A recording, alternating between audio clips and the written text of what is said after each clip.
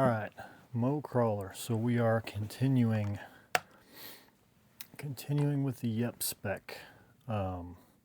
So I should have started filming earlier, but I kind of just I received the Furatech power plant that we're going to use for him. So here is your part number, and this is the MicroPython. So it's a MicroPython, it's a Micro Komodo. We're used to those things, right? We've got those in, that's the exact system that's in Wiley, right? So we know that, we're familiar with that, we're good with it. It's a good system. But this is the new part. So it's a Furatech transmission, and it's supposed to center everything up and kind of line it up a little better. We're real close. We're real close. I took a file and kind of filed down the raised up portion of that link end. We may need to do some more. I may have to actually remove it and either take a file or just a Dremel and real quickly just kind of buzz off the end. These are just Injora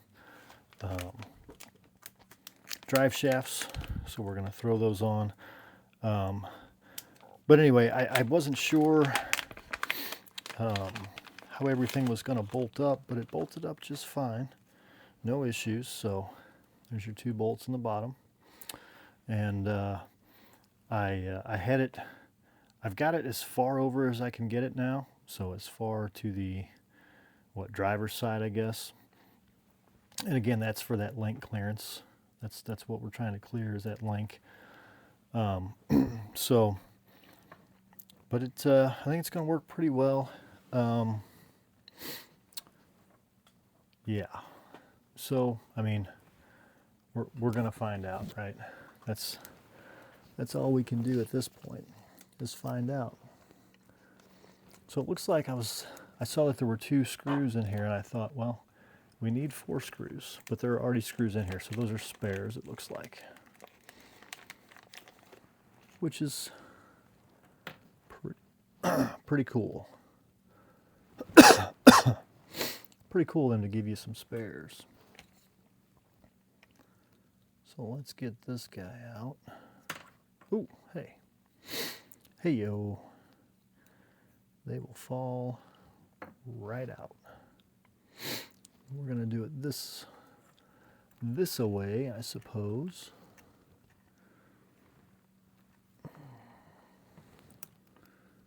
So let's see if we can get this on here.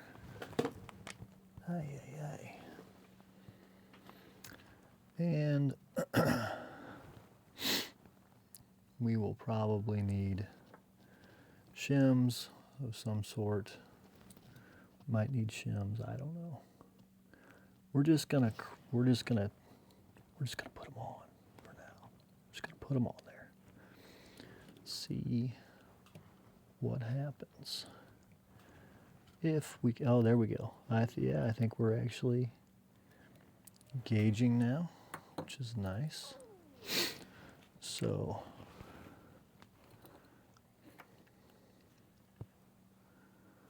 and boy, this is fun.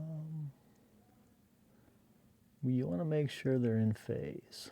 You want to make sure that you're apples to apples. Oh, we got to take that screw out. I don't know that it matters that much on these little guys, to be honest with you.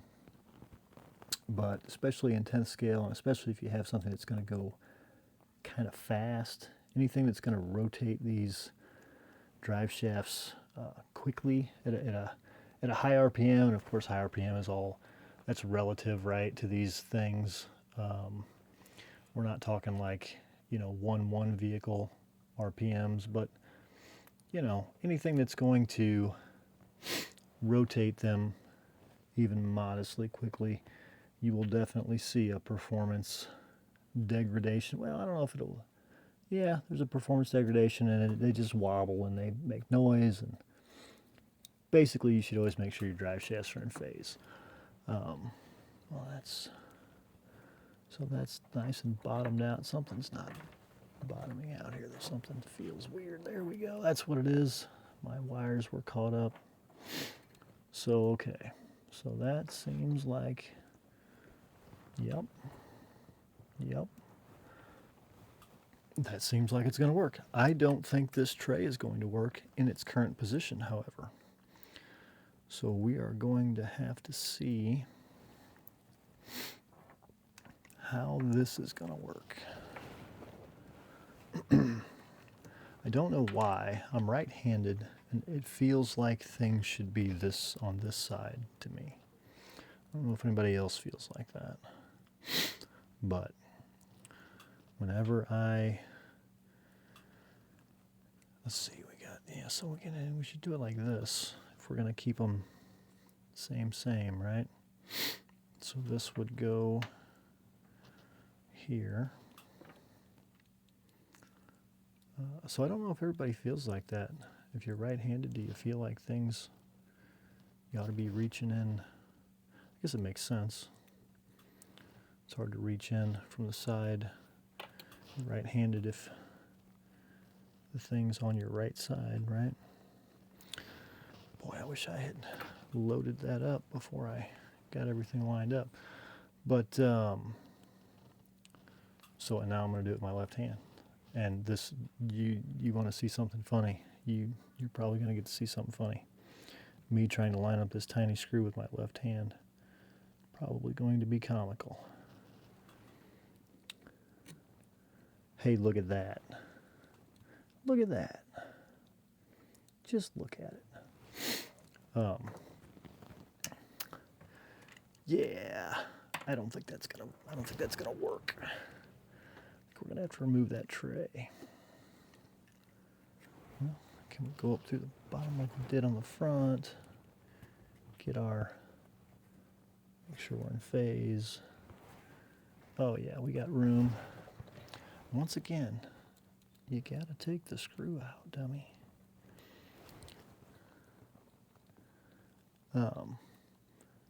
But yeah, so this, like I said, we know the Micro Komodo is a good motor. We know that the Micro Python, is it Micro Python? I got so many names. Yeah, the Micro Python. We know the Micro Python is a good ESC. So there's no reason this thing shouldn't be pretty awesome. Oh, it is gonna, no, it's not gonna work. That's fine. We'll figure something out, I'm sure. But the only question mark in this whole scenario is everything else that we've done has just been with a standard Injora replacement. It's it's an SCX24 transmission. It's just made of aluminum and made by Injora, right? So that's the only difference, is this Furatech transmission versus an Injora transmission. It's the only difference. So if that clears, it is by a breath. It's by a breath, I think, that's going to clear. I want to tape that ESC down. I want to tape the hey, I want to tape the ESC down. I want to tape the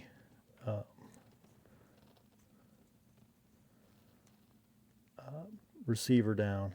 That way they will sit still and not fight me. So I'm going to cut right through the middle of the A on the Gorilla. I think that will be sufficient.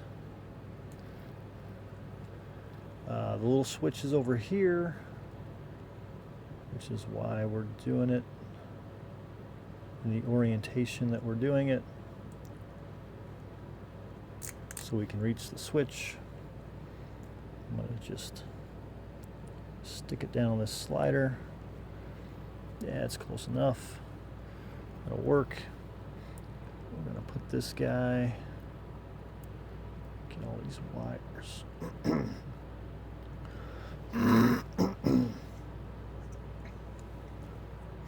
Let's see. In front of the R.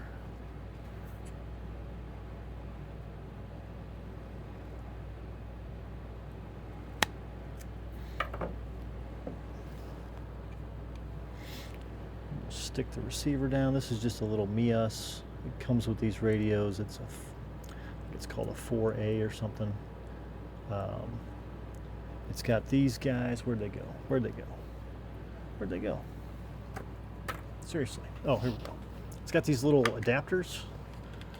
So you plug that into your 3-wire output. And you can see here that I have just put some heat shrink over those connections. So this is the adapter that goes into the little MIUS M04B. So super simple, nothing fancy. Makes the whole setup a little bit more compact than like the 4As, which are, you know, you can just go with the wire directly out of your servo into those receivers. It doesn't make any difference. I mean, I don't think it performs any better or worse than the others. And you've got the extensions or the adapters, right? So you got a little bit of extra wires, which is, you know, probably not ideal. Some people probably would rather not have that extra, but keep this over here. And I think all I'll do is just kind of take a zip tie and just kind of wad this up. Kind of wad all these up right here. For now, I may try to clean this up in the future, make it a little nicer. But for now, I think, and if I'm being honest, probably this will not change. I'm pretty lazy when it comes to wiring, and I'm not very good at it, so don't be shocked if that doesn't ever change, if that stays just like that. As long as the body will fit and go on and I don't have to, you know, fight it every time, it will likely stay just like that. Which I'm okay with. Maybe some people aren't. That's fine. I know some people get really, really picky about their setups, and hey, you know, that's your thing, man. If you want to be really picky about it, I'm not going to try to stop you, right? So we'll go, and you can see how exacting I am in all of this. All these measurements are very precise. I measure twice. I cut once. Sometimes I don't measure at all, and I cut anyway. And yeah, and that's how I do it. I'm probably really pissing some people off, actually, with the way I'm doing this, and that's all right. If you're one of those measure twice, cut once types, hey, I got a lot of respect for you. I am not that guy. But your projects probably look a lot better than mine when they're finished. So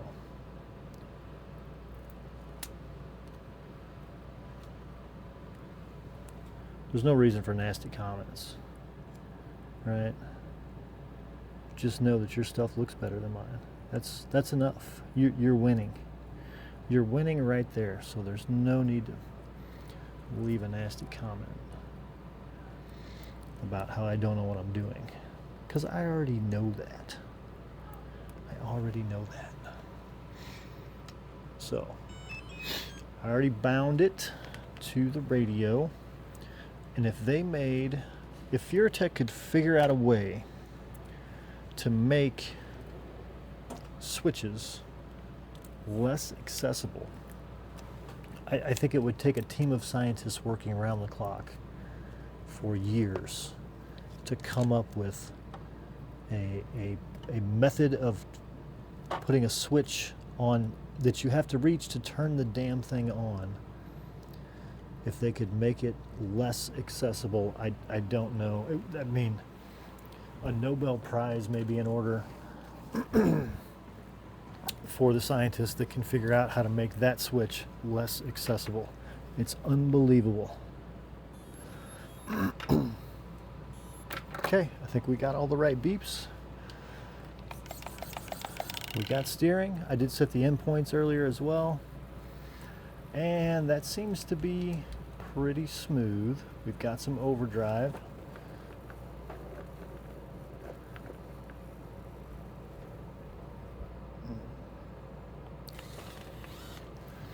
What kind of speed are we gonna have? Oh, plenty. Plenty. Yeah. All right. Well, that's cool. It's quiet. Let's see. What kind of low speed? Boy, that's some pretty good. I'm gonna say that's some pretty good low speed control. We're used to that from the Micro Komodo and the Furatech systems. I mean, can I go? I don't think I can go any slower. I can go that slow. Yeah, any slower than that, and I can't keep it moving forward. But that's pretty doggone slow. Pretty doggone slow. And the axles feel pretty smooth. Seem to be smooth. I don't remember what overdrive we have in these. It's significant though. I mean, you can see how much faster the front. Maybe it's a 23. I think it's a 23% overdrive in the front. I'd have to go back through my notes, which I never made. Which means I'd have to pull the axle apart and count teeth. So we're just going to say that it's 23%, because that feels right. And that's the most important part, right? That it feels right. So are we going to be able to stuff all these wires down enough? I don't know. Hopefully, maybe.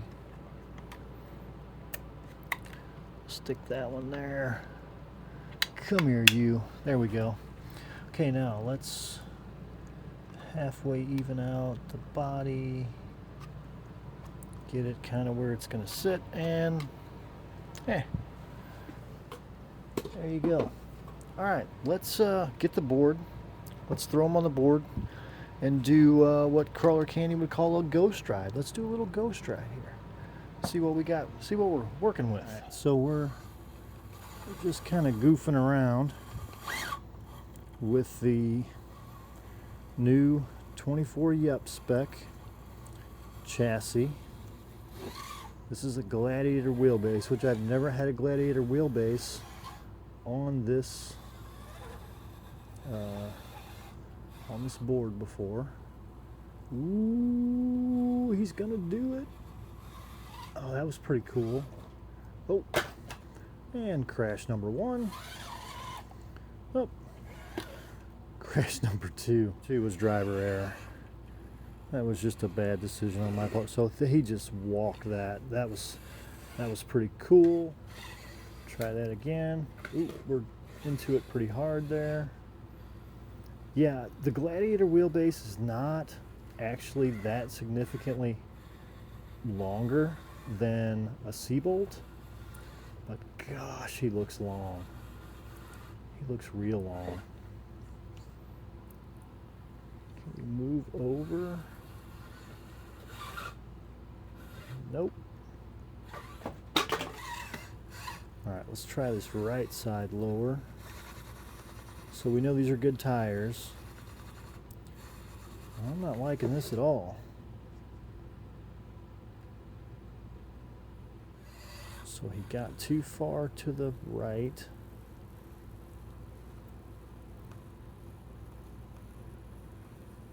You would think this would all be easier, given the wheelbase. Oh.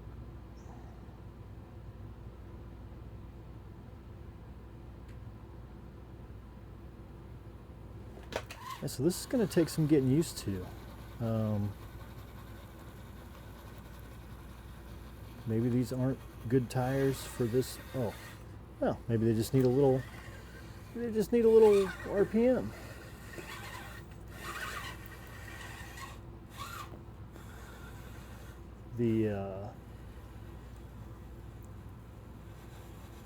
Can he dig himself back out? Nope. Oh, we just lost it all.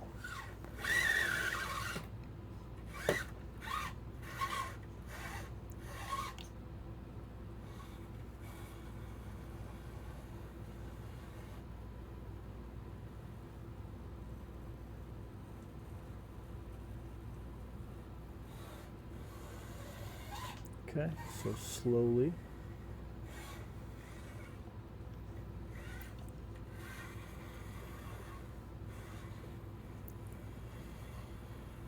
He didn't get hung up on anything there. That's different. Let's see about this left side.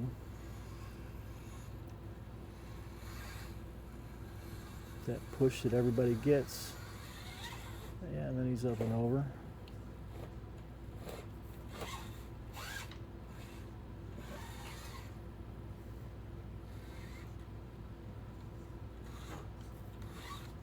Whoa.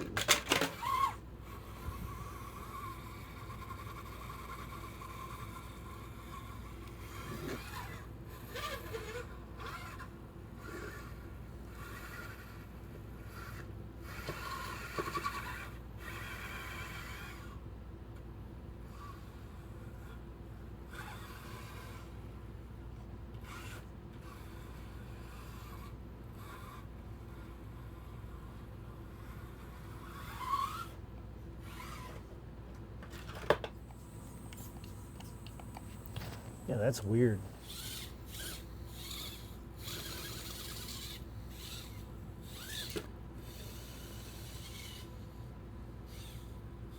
Well, I don't love these tires on him. I feel like we're leaving something on the table with the tires. Not sure exactly why I feel that way, but I feel like he should be more capable than he is acting. Oh.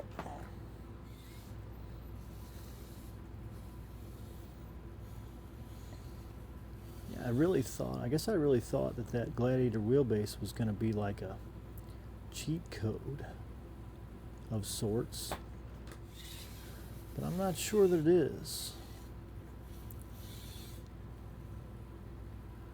Not sure that it is.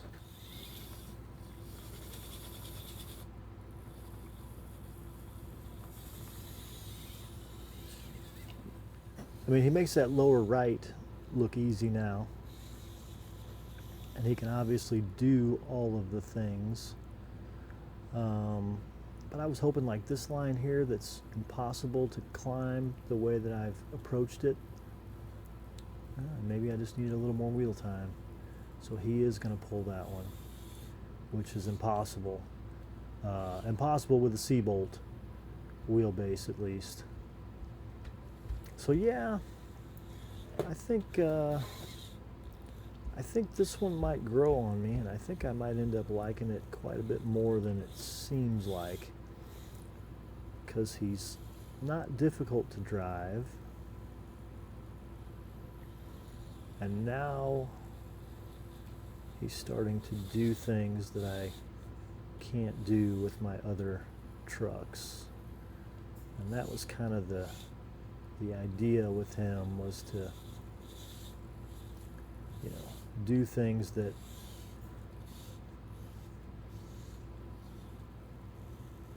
if he can do things that Wiley can't do, then that's then that's impressive, right? Oh, and I wish he could pull this.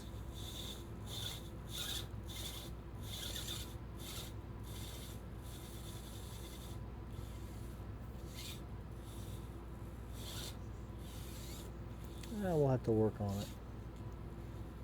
Maybe a way to get him to pull it.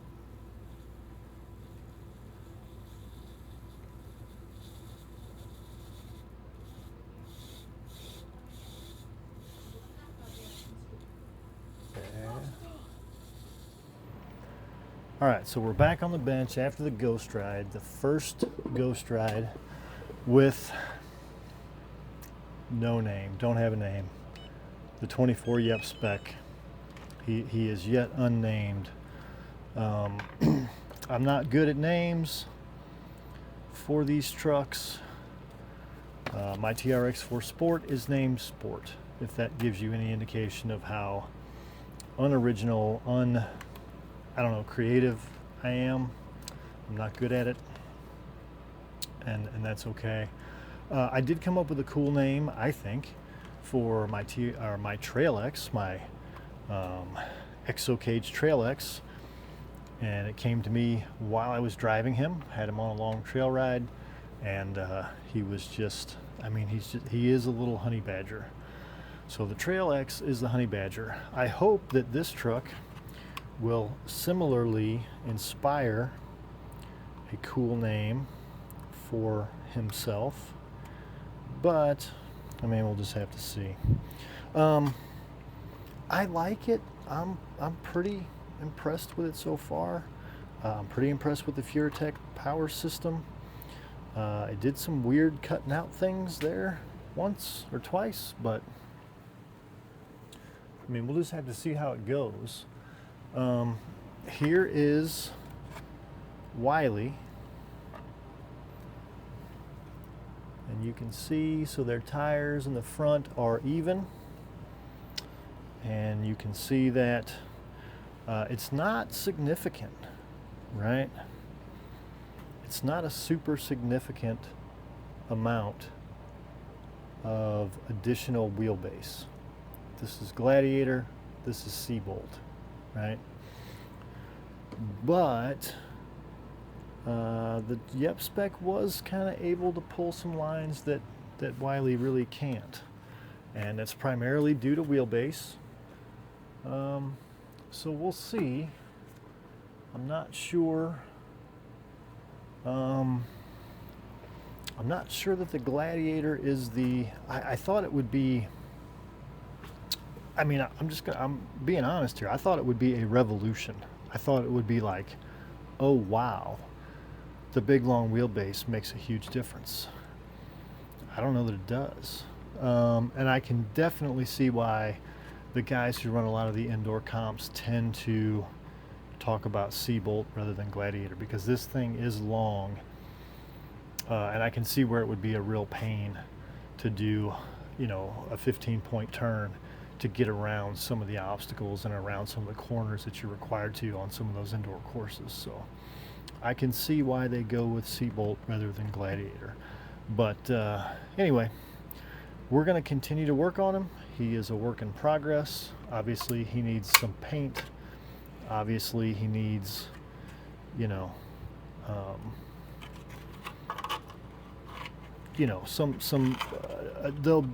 will be adjustment, right? There's definitely going to be some more adjustment before we are finished with this guy. I don't know what his name is yet, but so far so good. I mean, the transmission didn't get overly warm. It's a little warm, but not overly warm. Micro Komodo, really can't go wrong in my opinion there. Micro Python, again, proven good. Mias, proven good, right? Tires are proven good, the axles. So I think he's only going to get better. I think we're going to learn more about this wheelbase. We're going to learn more about this chassis. We're going to get a hopefully decent paint job on him, and we're going to drive him and learn how to drive him And I think he's going to be a fun addition to the fleet. And yeah, I think that's it for this one. Thanks.